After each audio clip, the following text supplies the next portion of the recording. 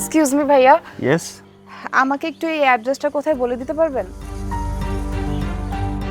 হ্যাঁ, বাট ওখানে গিয়ে আপনি কি করবেন? আসলে আমার ওইখানে একটা ইম্পর্ট্যান্ট কাজ আছে। হ্যাঁ, ইম্পর্টেন্ট কাজ সেটা বুঝতে পারলাম, বাট আপনার ওখানে কি কাজ?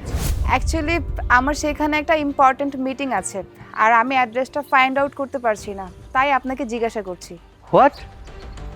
ওখানে আপনার মিটিং আছে, আপনি ফাইন্ড আউট করতে পারছিলেন না? বাই দ্য ওয়ে, আমি যতটুকু জানি ওটা একটা মাল্টিন্যাশনাল কোম্পানি, বাট ওখানে ইম্পর্টেন্ট একটা মিটিং আছে, তো ওই মিটিংয়ে আপনি কি করবেন? আমি মিটিংয়ে গিয়ে সবার সাথেই বসবো, তাছাড়া আমি ওই কোম্পানির একজন এমপ্লয়ার বললেই চলে। How funny! কি বললেন? আপনি সেখানে মিটিংয়ে যাবেন? আপনার ইম্পর্টেন্ট মিটিং আছে ওখানে? আপনি কিন্তু আমার সাথে রীতিমতো মজা করছেন। আরে ভাইয়া, আমি আপনার সাথে মজা কেন করব? আমি তো জাস্ট আপনার কাছে ঠিকানাটা জানতে চেয়েছি, আপনি আমাকে অ্যাড্রেসটা বলে দিলেই হয়ে যায়। আপনার কি আমাকে দেখলে পাগল মনে হয়?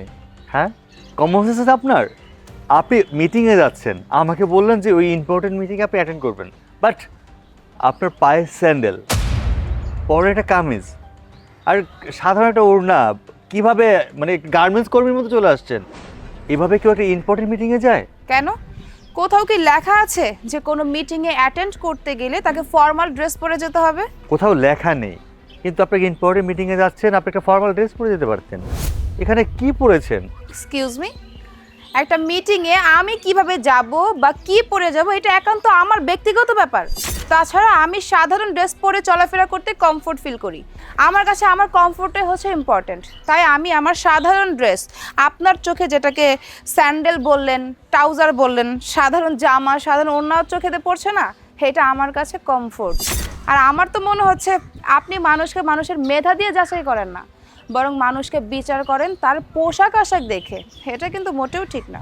ঠিক আছে, আপনি যেটা বলেছেন সেটা মেনে নিলাম, এটাই সত্যি যে সব জায়গায় ম্যাথাটা ইম্পর্টেন্ট, বাট আউটলুকটা একটা ব্যাপার থাকে। আপনি একটা মিটিংয়ে যাচ্ছেন, সেখানে সবাই আপনাকে দেখবে, আর আপনার পেটে ভাত আছে কিনা সেটা কেউ দেখবে না, জানবে না, কিন্তু আপনি বাইরে কি পড়লেন, আপনার গেট আপ কী, আপনি কীভাবে চলতেছেন সে সবাই দেখবে। সেটা অবশ্যই সাধারণ জ্ঞান হিসেবে নলেজে রাখা উচিত। মিস্টার সূর্য সাহেব, আপনি এখানে দাঁড়িয়ে আছেন, আচ্ছা আমাদের কোম্পানি ইম্পর্টেন্ট মিটিং আছে। স্যার, আমি তো আপনার জন্য অপেক্ষা করছিলাম। আরে ম্যাডাম, আপনি? আমি তো কয়েকবার আপনাকে ফোন দিয়েছিলাম, কিন্তু আপনার ফোন বন্ধ পেয়েছি। হ্যাঁ মোস্ত সাহেব, এখানে নেটওয়ার্কের অনেক সমস্যা, যার কারণে আপনি আমার ফোনটা বন্ধ পাচ্ছেন। আমি আপনাদের সাথে কমিউনিকেশন করতে পারছি না। তাছাড়া আমাদের নতুন কোম্পানির অ্যাড্রেসটা আমি খুঁজে পাচ্ছিলাম না, তাই আমার আসতে লেট হচ্ছে। স্যার, আপনি কাকে ম্যাডাম বলছেন? আমাদের কোম্পানির কি এতটাই সময় খারাপ যাচ্ছে? যাকে দেখতে গার্মেন্টস কর্মীর মতো মনে হচ্ছে, আর সে আমাদের ইম্পর্টেন্ট মিটিং অ্যাটেন্ড করবে? আপনি চুপ থাকেন। জানেন উনি কে?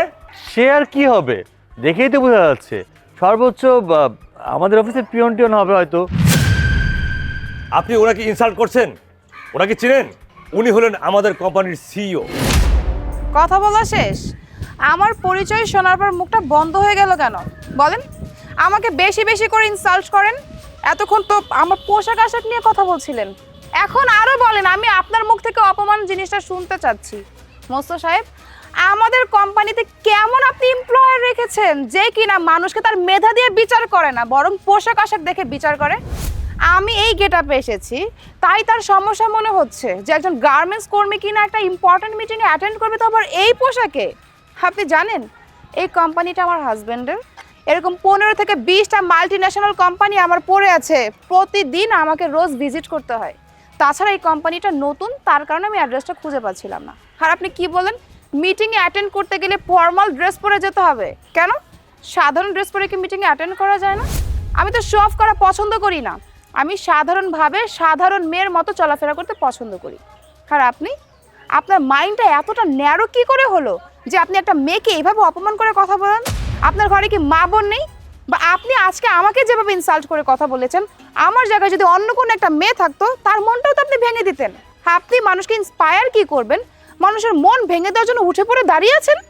না, আপনার মতো এরকম নিকৃষ্ট মনের এমপ্লয়ারকে আমি আমার কোম্পানিতে রাখতে পারবো না। মোস্ত সাহেব, আমি আজকে ওনাকে সাসপেন্স করলাম, আমি ওনার চেহারাটাও আর কখনো দেখতে চাই না। সরি ম্যাডাম, আসলে আমি বুঝতে পারিনি। আমরা তো সবসময় অফিসে মানে ভালো ভালো পোশাক আশাক পরে আসি, যার জন্য আমিও সেরকমটাই ভেবেছিলাম। আমি ভুল করে ফেলেছি ম্যাডাম, এক্সট্রিমলি সরি। ঠিক আছে, ক্ষমা যেহেতু চেয়েছেন, ভুল যেহেতু বুঝতে পেরেছেন, আমি আপনাকে ক্ষমা করলাম। কারণ আমি যদি আপনাকে ক্ষমা না করি তাহলে তো আপনি আর আমি সমান সমান হয়ে গেলাম। আপনার আর আমার মধ্যে পার্থক্যটা কোথায় রইলো? তবে হ্যাঁ, এইটা কিন্তু আমি আপনাকে লাস্ট বারের মতো একটা সুযোগ দিচ্ছি। নিজেকে শুধরিয়ে নেন, আর মানুষকে কখনো তার পোশাক আশাক দেখে বিচার করবেন না, তার মেধা দেখে জাজ করবেন। বুঝতে পেরেছেন মোস্তাক সাহেব? চলুন। চলুন ম্যাডাম।